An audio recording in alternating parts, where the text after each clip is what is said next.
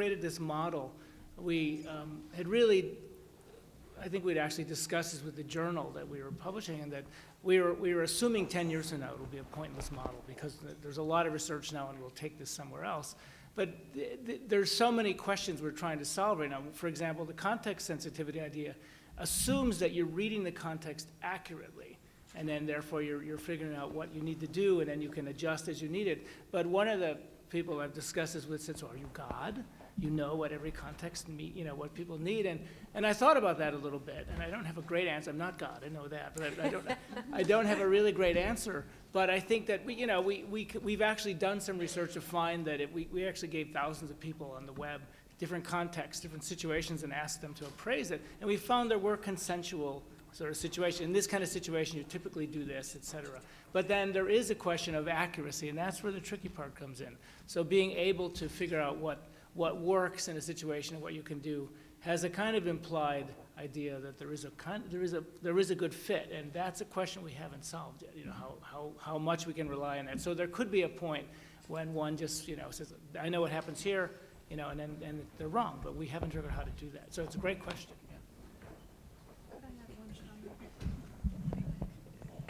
This is just another general reflection on flexibility. One of the most powerful ways that parents regulate the lives of kids is to read the environment, and they adjust their behavior in many, many ways to impending danger and so forth. And they will switch from being the authoritative parent who's warm and structured and so forth, that is supposed to be good in the Diana Baumrind world. And Diana Baumrind confirmed this for me once when I asked her about it. If you move that parent into a dangerous environment like Chicago in the inner city, that parent will shift strategies to protect the well-being of their children. They will become extremely strict. They will still be warm. Their kids will perceive them to be available and that sort of thing. But they will shift their parenting strategies, and in ways that, I was struck by watching Steve's videos and photographs of how these parents are the external reader of the environment. It's not just the placenta. There's, a very active parent who's doing this through many years of childhood. Great. I'm just going to add to that too, because in work like Mary Ainsworth did and Pat Crittenden did, the disorganized attachment is much like you just said. Kids can do that too. They can switch strategies based on what are the danger cues that are coming in. And when we look at attachment categories and we look at this big group of disorganized attachment, if you break those down and really look at those, some of those are very adaptive strategies. And to be able to think about how kids change strategies as an adaptive way of dealing with the dyadic relationship, I think it extends to kids too, not just moms. Okay, so now what we've all been waiting for, right? Okay, so what we've done is taken all your questions, and Erica and Carlo have factor analyzed them. We have principal components. So we have categories. So I am going to just kind of go through these categories, and we're going to put some time limits on each so we get through 4 or 5 of these in 45 minutes, okay? And Erica and Carlo are going to have microphones, and we want this to be a dynamic discussion. So they are going to take the microphones to you, so don't go stand up. They'll take the microphones to you as we do this, but I want the panel to really grapple with some of these issues, but in a dynamic way. So that's how we're going to do this, and when it gets to be a little bit, as we're going along, we'll switch topics, okay? I'm hoping that's fair. But we've done a good job at representing most of the questions we got. So first one is about dissemination.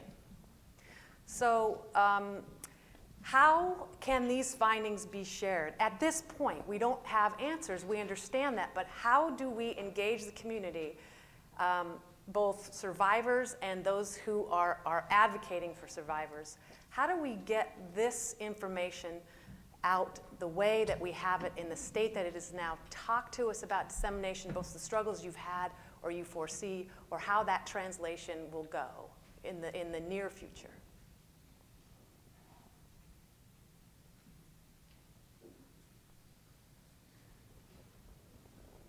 These aren't easy questions.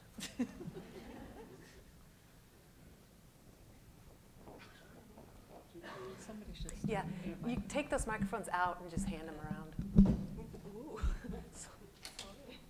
Does it work?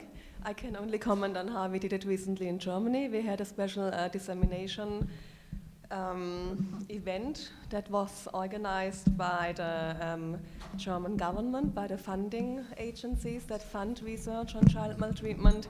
And it was a research hearing that involved politicians, advocacy groups, victims, was open to victims, and the leaders of certain research networks, center grants that deal with child maltreatment. And everybody had a certain time allocated to speak to how the research informs public health policies and also clinical care. And then each advocacy group had time allocated to also present their perspectives and what they would hope future research would cover. And then focus groups were formed, and we talked about how we could bring current research and the expectations of the advocacy groups together in preparing a new call for applications. And that is how we do it in Germany. I don't know how it's in the US.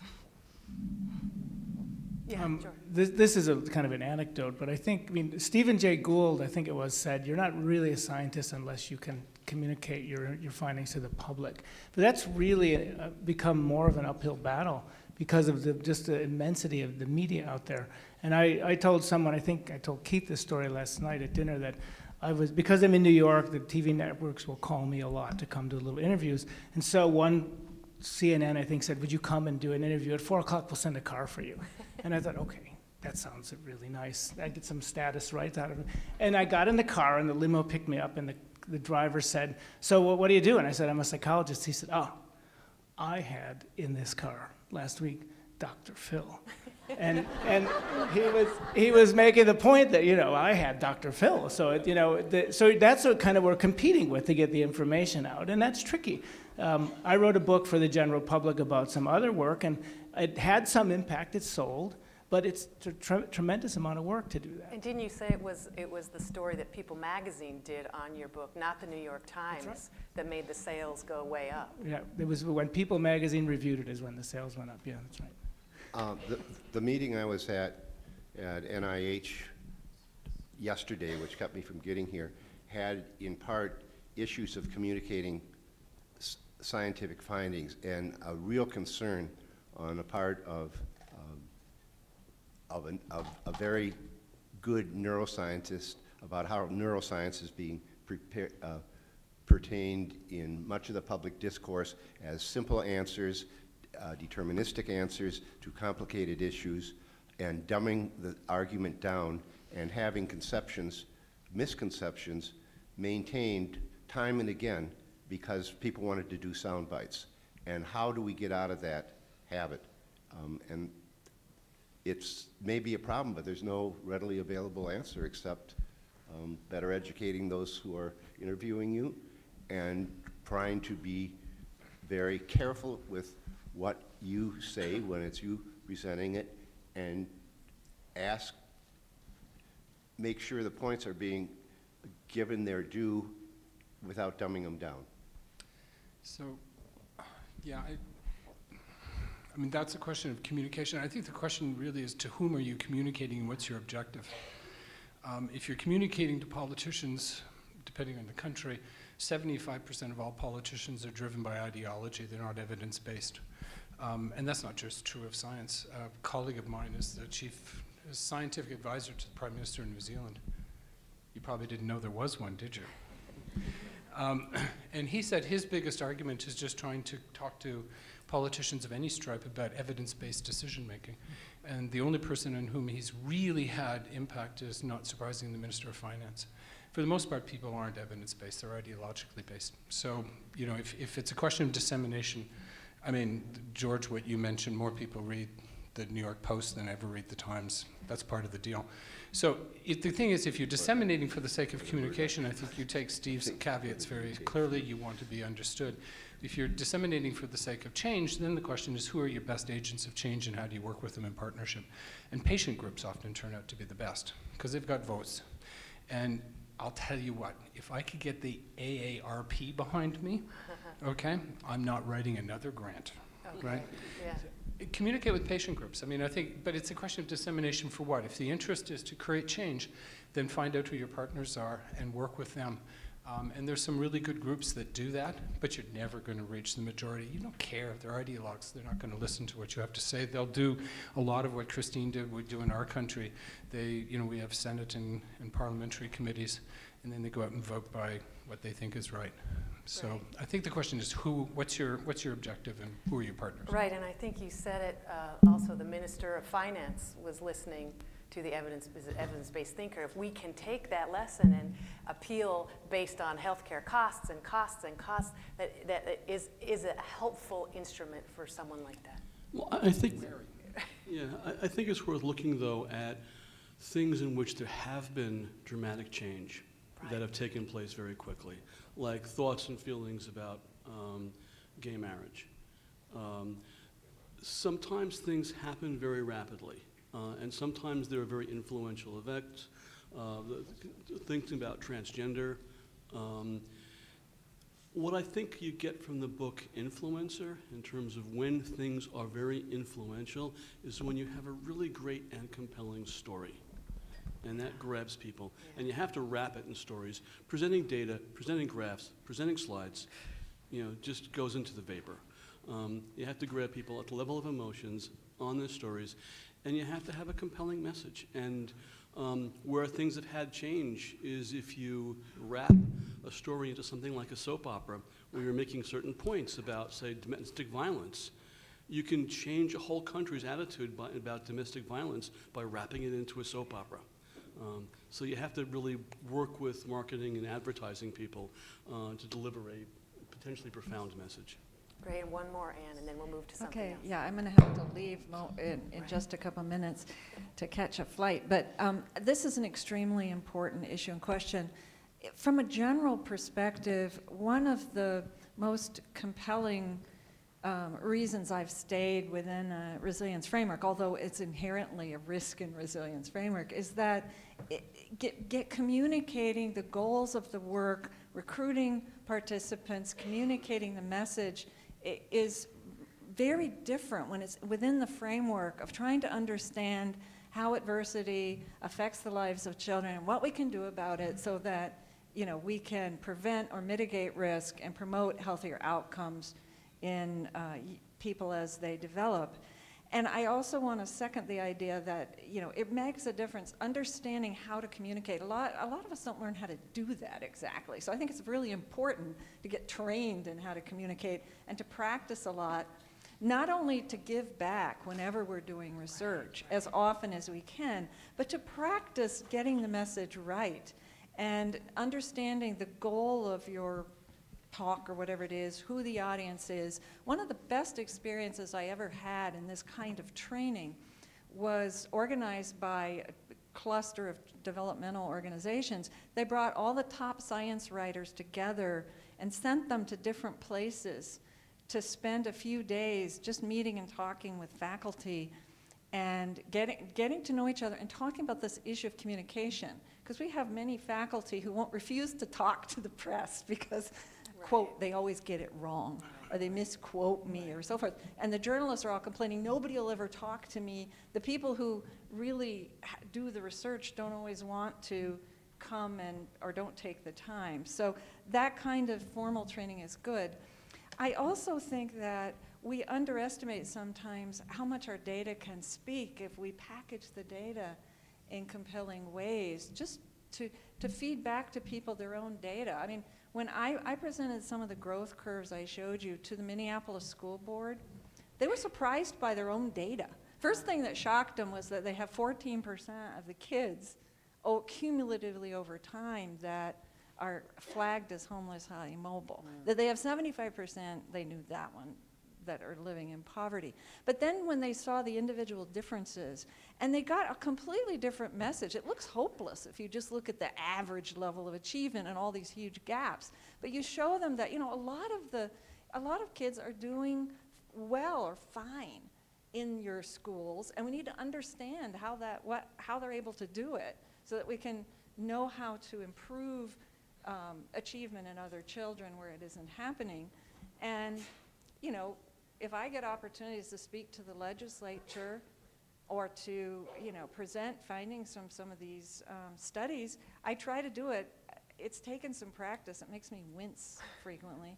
But I make myself do it because if we don't get out there and do it who care, and you've heard some fabulous data here, the people in this room need to be communicating, because otherwise it'll all be filtered through ambassadors that may not represent the best of our science out there that will speak for us. So I think it's important that we take on that task of communication with our participants, with our state legislatures, with the press, et cetera. Great.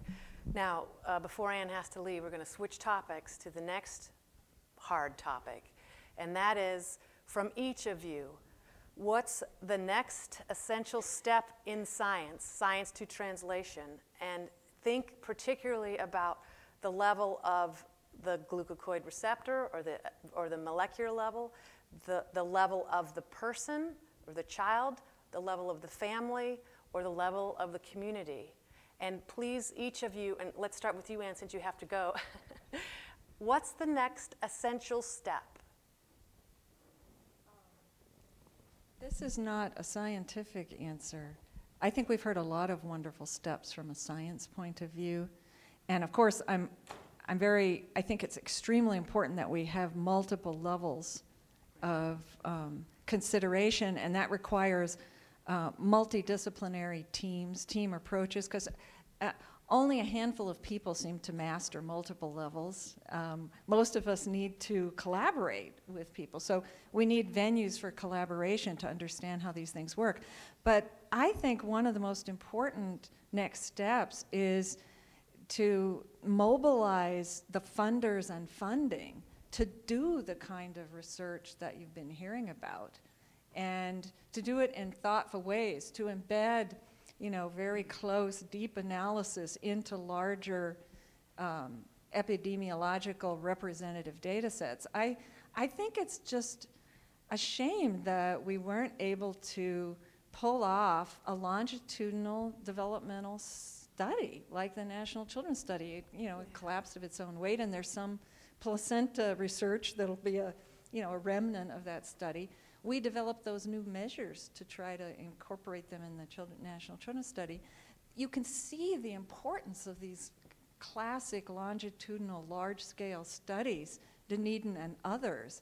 And I think we need more investment in that kind of sampling and and measurement that really pulls in expertise and so forth. And I'll stop there.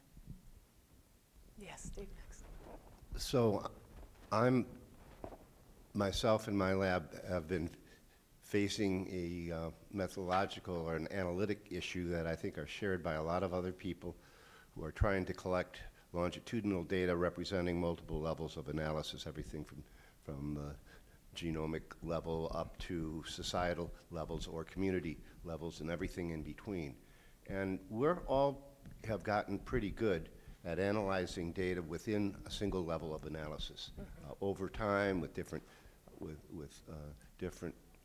types of measures, but we're not very good at crossing levels. We don't know the rules of how do you see the relationship between, say, changes in glucocorticoid expression, cortisol output, and emotional reactivity in a sensible way over time, because in many cases you're collecting the data on different time scales. They represent different degrees of precision.